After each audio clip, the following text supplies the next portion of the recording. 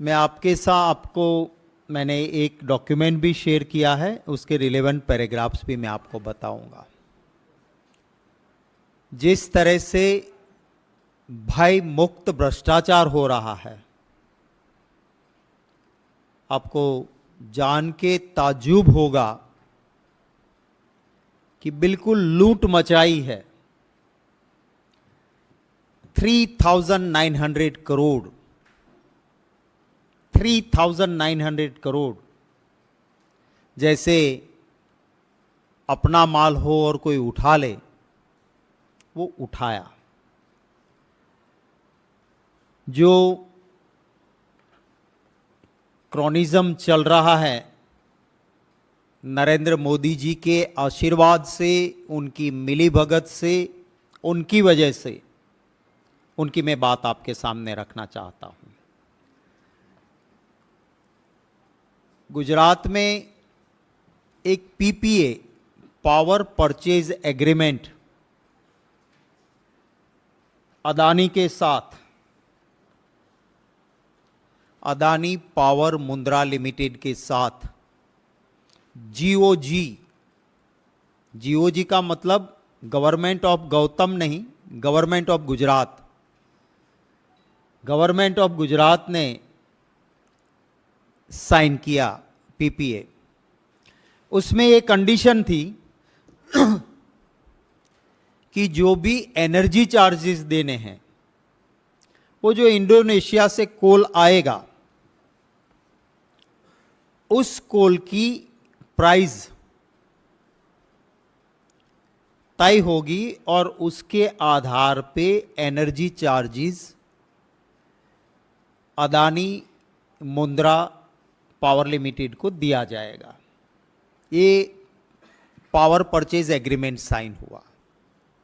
अब ये कोल प्राइस कैसे तय होगी, उसके लिए साफ तरीके से पीपीए में लिखा गया कि जो भी परचेज करेगा अदानी कोल, उसके ट्रांसपेरेंसी, कॉम्पिटिटिव बीड और बिल वो गवर्नमेंट को सबमिट करेंगे।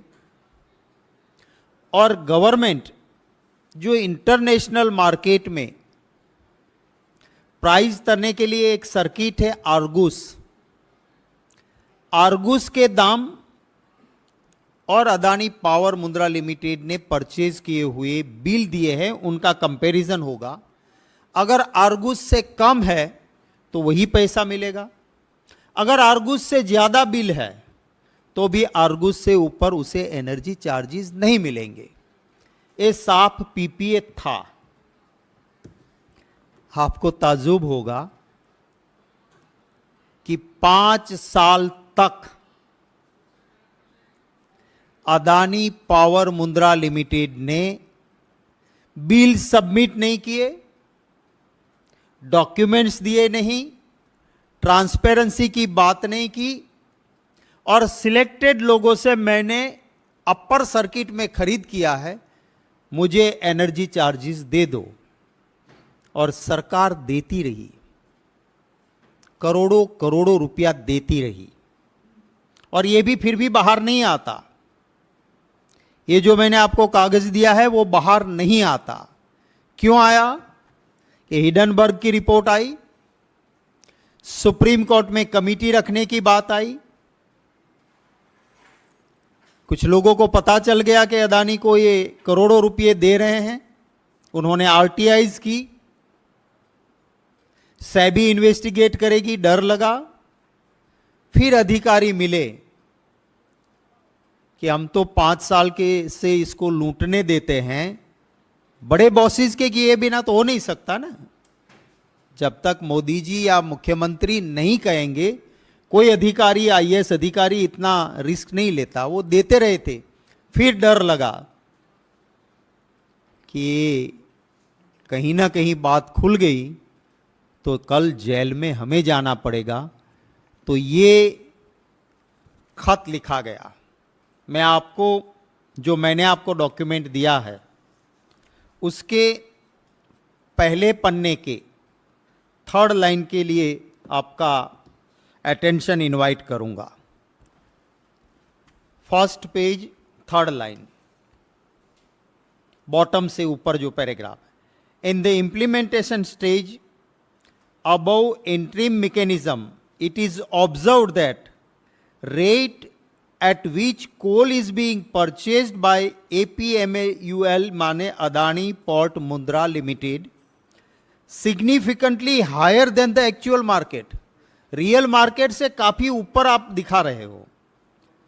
Market value at which coal is being traded in Indonesia, GUVNL, इसका मतलब है गुजरात ऊर्जा विकास निगम लिमिटेड, पर गुजरात में कहते हैं कि GUVNL माने गौतम Urja Vikas Nigam limited, has been repeatedly seeking, सरकार बार बार मांग रही है। क्या मांग रही है?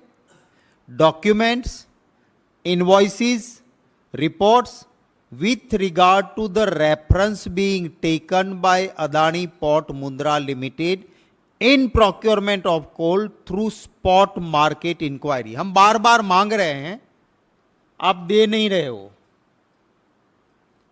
अगर वो नहीं दे रहे थे तो सरकार उसको 5 साल तक पैसे क्यों देने लगी?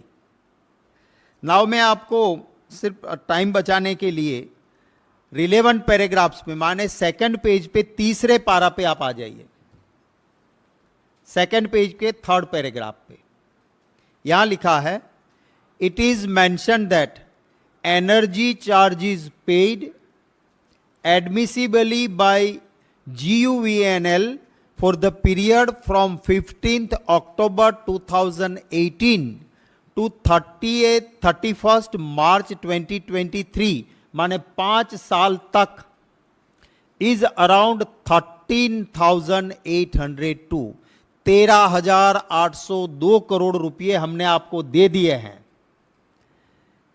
कंसिडरिंग सर्क base rate on 13 June 2022 around 12,364 crore, while payable amount as per the Argus rate, ये कहते हैं कि हमने 13,802 करोड़ आपको दे दिए, आपने कोई बिल सबमिट नहीं किए थे। जब आर्गूज के रेट देखे तो हमारा कैलकुलेशन बनता है कि आपको हमें देना था सिर्फ 9,902 करोड़। आगे ये लिखा है उन्होंने, considering the Argus index as a base rate work out to around 9,902 crore. GUVNL submission and request under the petition was to consider only prudent cost of the coal। सही प्राइस हमें करनी थी, हमने आपको 13,802 करोड़ रुपया दे दिया, हकीकत में आपका बनता था 9,902 करोड़, माने 3,900 करोड़ आपको हमने ज्यादा दे दिए। फिर वो कहते हैं, इसके नीचे वाले पैराग्राफ पे आ जाइए, the matter with regard to the interim mechanism for ad hoc payment was examined by the board of GUVNL and need was failed to review the methodology in the interim mechanism in the view of excess payment made to Adani port Mundra limited. अब ये request करते हैं इनको, ये request करते हैं इनको कि आपको 5 साल में हमने 3,900 करोड़ ज्यादा दे दिए हैं, उसको आप वापिस करो। अगर सुप्रीम कोर्ट की कमेटी नहीं बनती, अगर हिडनबर्ग की रिपोर्ट नहीं आती, अगर कुछ लोग RTI नहीं करते तो ये खत लिखते नहीं और 3,900 करोड़ अदानी को गवर्नमेंट के पैसे, और ये भी पावर परचेज एग्रीमेंट के, तो ये पैसे किसके ऊपर जाएंगे? हमारे उन गुजरातीज के ऊपर जिन्होंने भाजपा की सरकार बनाने में मदद की थी।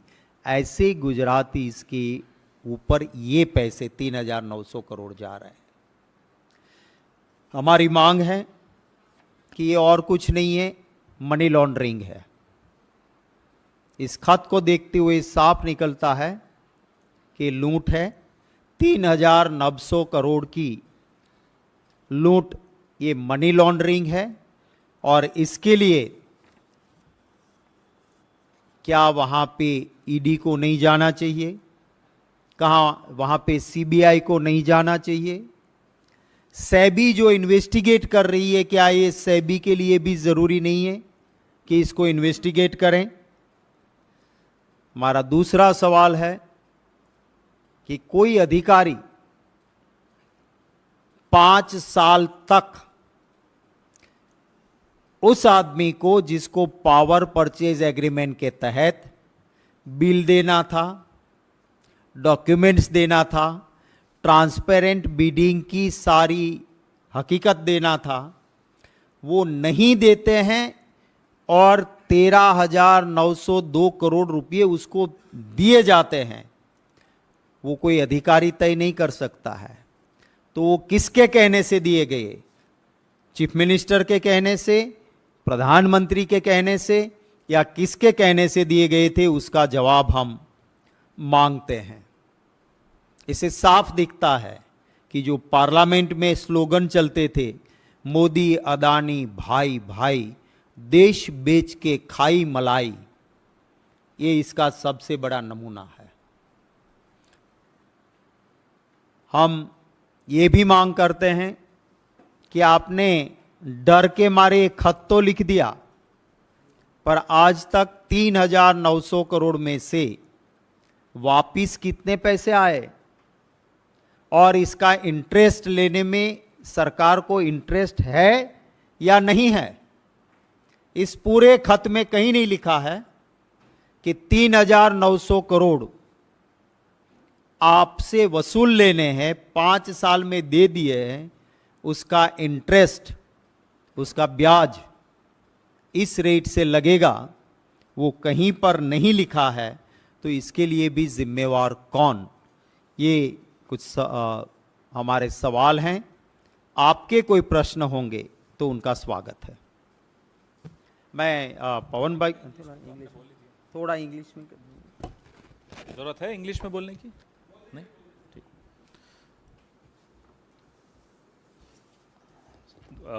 My colleague Mr. Shakti Singh Gohil has brought out an expose involving the Gujarat Urja Vikas Nigam Limited and the Prime Minister's close friend Mr. Gautam Adani. The norms are very clear under the PPA which was signed between Gujarat Urja Vikas Nigam Limited and Mr. Gautam Adani, that the coal procured by Gautam Adani from Indonesia or wherever he procures it from, he has to furnish the evidence of price bidding that he has participated into to procure that coal, and based on those documents he will be compensated by the Gujarat Urja Vikas Nigam Limited, not above the Argus rates. A very clear norms. But what we've now found out, that for 5 years, Mr. Gautam Adani's company was paid 3,900 crores by Gujarat Urja Vikas Nigam Limited, not complying with the PPA norms, with the PPA rules and the PPA conditions. After the Hindenburg report came and after the kind of pressure the Congress party and other opposition parties raised in the parliament and outside the parliament, Mr. Rahul Gandhi, Mr. Mallikarjun Kharge, a lot of our leaders have been asking questions to Mr. Narendra Modi and his government on the association with Mr. Gautam Adani. After that pressure, the Gujarat Urja Vikas Nigam Limited now writes a letter to Mr. Gautam Adani asking him to repay that excess amount paid to him, 3,900 crore rupees. Here is the letter which has been released by my colleague Mr. Shakti Singh Gohil. If you go through this letter, it's very clear. Our questions are, will the government agencies who are very active against the opposition leaders, will they knock at the door of these companies of Mr. Gautam Adani? Our question is the government actually serious to recover this 3,900 crores, which at the end of the day will have to be paid by the honest taxpayer, honest consumer of electricity in Gujarat, people who voted this government into power. Is the government interested in the interest amount on this 3,900 crore rupees for 5 years? They haven't mentioned the word interest. You and I borrow from a bank, we get several reminders for interest also. But this entire letter does not mention interest. Therefore, our doubt on the seriousness of this, of intent by the Gujarat Urja Vikas Nigam, are they really interested?